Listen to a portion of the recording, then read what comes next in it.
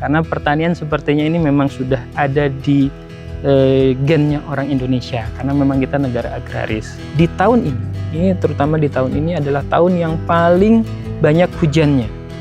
Jadi hujan itu mulai sejak buah itu membesar sampai panen, itu hujan hampir setiap hari, bahkan di malam hari. Itu yang kalau petani durian itu adalah mimpi buruk petani durian, itu seperti itu ketika panen hujan. Tambah banyak kita tahu, justru kita jadi tambah sadar bahwa kita kurang tahu gitu. Jadi tambah banyak belajar, rasanya tambah bodoh, tambah kurang pintar, tambah kurang ilmu. Karena apa? Halo Sobat Tani semua, perkenalkan nama saya Ahud Hendarul. Saya bisa kalau di rumah, di keluarga dipanggil Ahud, kalau di kampus dulu dipanggilnya Arul. Nah, cuman karena ini media sosial, zamannya media sosial, banyak yang mengenal saya dengan nama medsosnya. Medsosnya itu Pico Jack. Saya sebenarnya backgroundnya bukan pertanian. Jadi saya itu kuliahnya dulu administrasi bisnis. Jadi keahlian saya sebenarnya malah di keuangan. Nah, pekerjaannya pun pertama kali bukan di pertanian. Jadi pertama kali saya profesional tuh justru di asuransi. Saya itu punya gelar underwriter. Jadi saya yang menandatangan polis. Cuman ini yang perlu saya sampaikan ke teman-teman Sobat Tani semua, bahwa petani itu bukan cuman soal background pendidikannya. Banyak rekan saya yang profesinya justru dokter. Ada yang orang keuangan, banyak seperti saya juga. Ada yang orang tambang.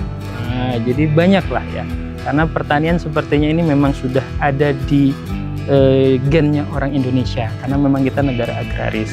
Jadi di Kabupaten Malang, tepatnya di Permanu, Pakisaji, Kabupaten Malang, untuk kebunnya ya. Yang kami tanam di sini itu durian premium. Nah, jadi kenapa premium? Karena memang varietas dan pasarnya memang khusus ya. Kalau kita sebutkan varietasnya ada 3. Mungkin yang sudah paling diketahui teman-teman Sobat Tani, Bawor. Kemudian 2 yang terakhir yang lebih baru dan lebih premium harganya adalah Musangking dan Duri Hitam atau Blackthorn. Keduanya ini varietas dari Malaysia. Nah, itulah yang kami kembangkan saat ini. Yang Bawor sudah mulai sedikit berkurang karena memang demand-nya pasar. Kami lihat memang kepada 2 varietas terakhir, yaitu Musangking dan Duri Hitam. Bahwa kita rasanya memang harus menerapkan teknologi, menerapkan ilmu pengetahuan dan modern kepada pertanian sehingga hasilnya lebih reliable. Jadi yang perbedaan antara kebun durian modern dengan tradisional itu paling pertama adalah air. Jadi banyak ini salah kaprah yang saya ingin sampaikan kepada Sobat Tani, bahwa durian itu memang kita kenal sebagai tanaman hutan, di mana dia tumbuh seolah-olah tumbuh sendiri, besar tanpa perlu campur tangan manusia. Itu sebenarnya hanya untuk tanaman hutan saja. Begitu dia dimasukkan kebun, dia itu harus dirawat. Nah, kebutuhan pertama durian adalah yang banyak tidak disadari adalah air. Air itu istilahnya, bila kita tidak punya air, sebaiknya tidak usah berkebun durian. Itu yang banyak tidak disadari. Kenapa? Durian ini sangat sensitif air. Dia kalau sampai tidak mendapatkan air dalam jangka waktu tertentu, lebih dari sebulan misalnya, dia akan mulai menunjukkan tanda-tanda stres. Dan sebesar apapun pohonnya, ketika dia kekeringan, dia akan mati. Nah, itu yang jadi 2 hal ini, memberi air atau irigasi, kemudian memberi pupuk yang tepat. Nah, jadi tidak cuma sekedar dipupuk saja, tetapi harus tepat, karena durian ini demandingnya itu sangat unik ya. Jadi komposisi pupuknya itu memang agak berbeda dengan tanaman lainnya, ada kekhususannya. Nah, sehingga memang harus disediakan 2 itu ketika kita membudidayakan durian secara komersil dan intensif. Nah, ini setelah berbagai jenis kita coba, yang terbaik adalah yang meniru hujan ternyata. Jadi bentuk jatuhnya air itu mirip seperti hujan, dan sepertinya yang terbaik saat ini adalah sistem sprinkler. Sprinkler itu memberi air tekanan kemudian jatuh seperti jatuhnya air hujan. Jadi dropletnya air itu seperti air hujan membasahi area tanam. Nah, itu yang terbaik saat ini, dan sistemnya sudah kami kembangkan sehingga bentuknya itu sudah sangat efisien, di mana bisa mencakup area lahan yang luas, dan setiap pohon itu punya sistem tersendiri. Jadi kalau 100 pohon 100 unit penyiraman, seperti itu.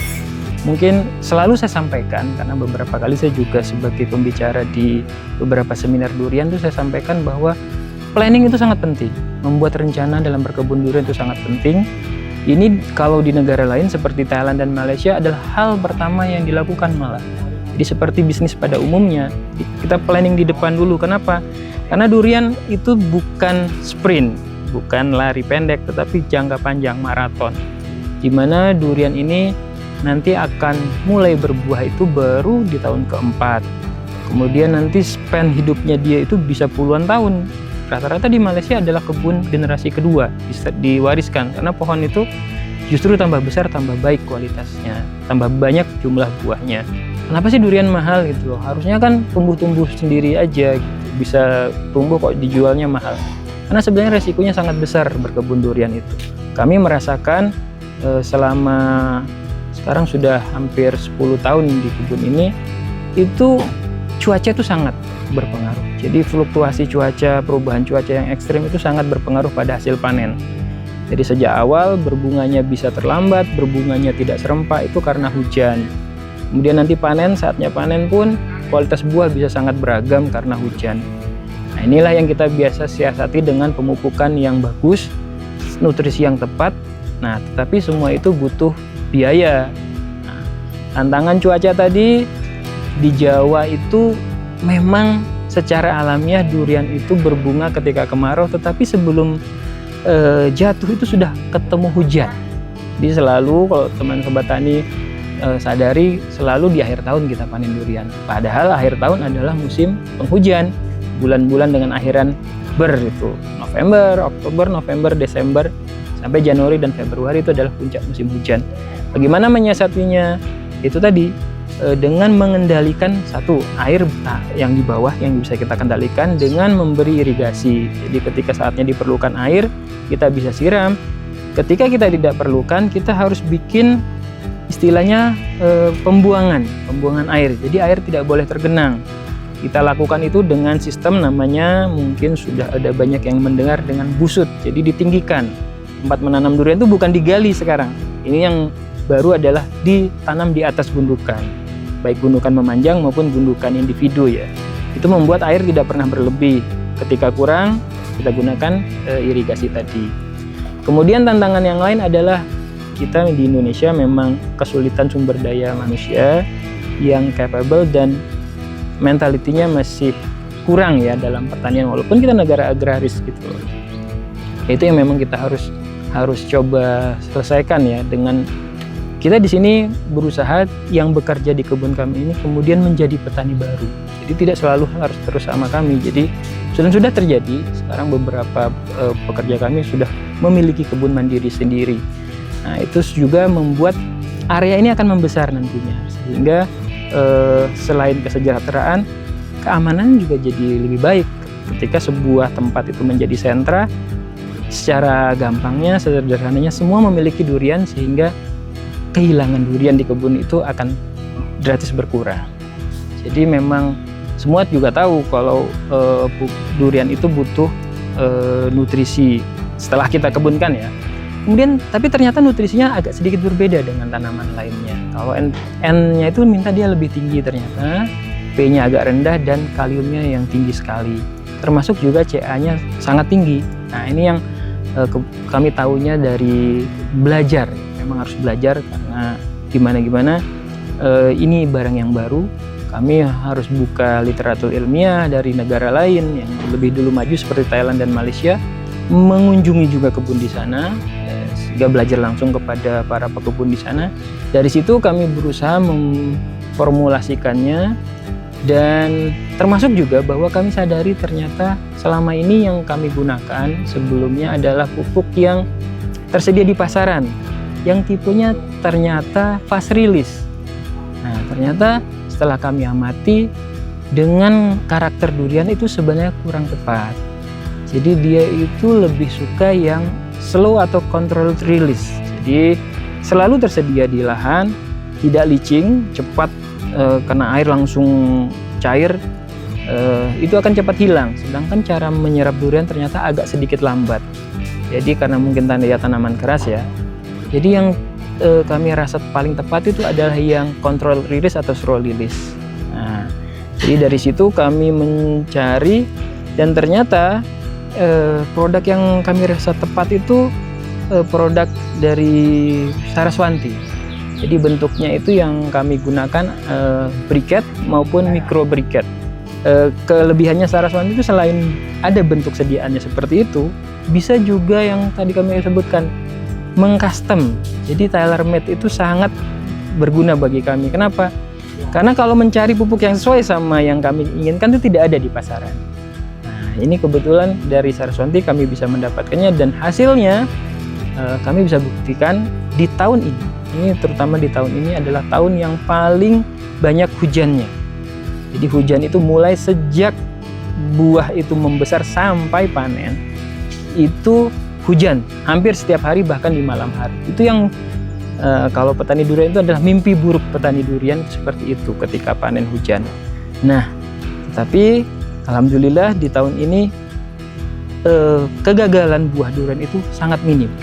Jadi di saat hujan deras pun kualitas durian itu di atas rata-rata. Jadi rasanya keluar, rasa pahit yang diinginkan dari varietas seperti duri hitam misalnya itu keluar juga. Nah, itu yang kami ngerasa memang ini pupuk sudah tepat, baik komposisi maupun sistemnya. Ya, itu yang kami rasakan saat ini, dan ini juga digunakan oleh para petani kami karena mereka yang ada di sekitar kebun kami ini menanam, dan kalau buahnya disetor ke kami itu memang kita inginkan standarnya sama supaya waktu dijual kepada customer juga kualitas buahnya sama. Nah, ini kami buktikan tidak hanya di kebun kami, tapi di kebun petani binaan pun hasilnya baik. Untuk pemupukan dosis maupun frekuensinya kami menerapkan yang 2 bulan sekali di sini. Jadi 2 bulan sekali dengan dosis, kami mendosiskannya itu tentu hubungannya sama besar tanaman ya, ukuran tanaman. Ketika tanaman kecil tentu dosisnya sekitar hanya ketika awal tanam mungkin sekitar 150 gram saja. Tapi ketika pohon sudah besar seperti yang produksi saat ini bisa sampai 3 kilo per sekali pupuk per 2 bulan. Nah, jadi itu ada rumusnya sebenarnya. Jadi dari lingkar batang maupun lingkar tajuk. Jadi nanti secara detailnya sih sebenarnya bisa mungkin dicari referensinya, tetapi intinya kita menghitung luasan tajuk. Jadi per meter persegi biasanya dikonversikan, kalau 1 meter persegi luasan tajuk itu dikonversi dengan 1 kilogram pupuk. Hasilnya pun baik. Jadi kami rasa dosis dan komposisi yang kami gunakan saat ini cukup baik lah, sudah tepat lah. Kita sebaiknya jangan pernah berhenti belajar ya. Jangan pernah berhenti mencari ilmu. Karena apa? Yang saya rasakan terutama kembali lagi kepada kebun durian ini adalah tambah banyak kita tahu, justru kita jadi tambah sadar bahwa kita kurang tahu gitu loh. Jadi tambah banyak belajar rasanya tambah bodoh, tambah kurang pintar, tambah kurang ilmu. Karena apa? Ternyata ilmu itu tambah lama tambah luas gitu. Makanya saya bilang ini adalah maraton.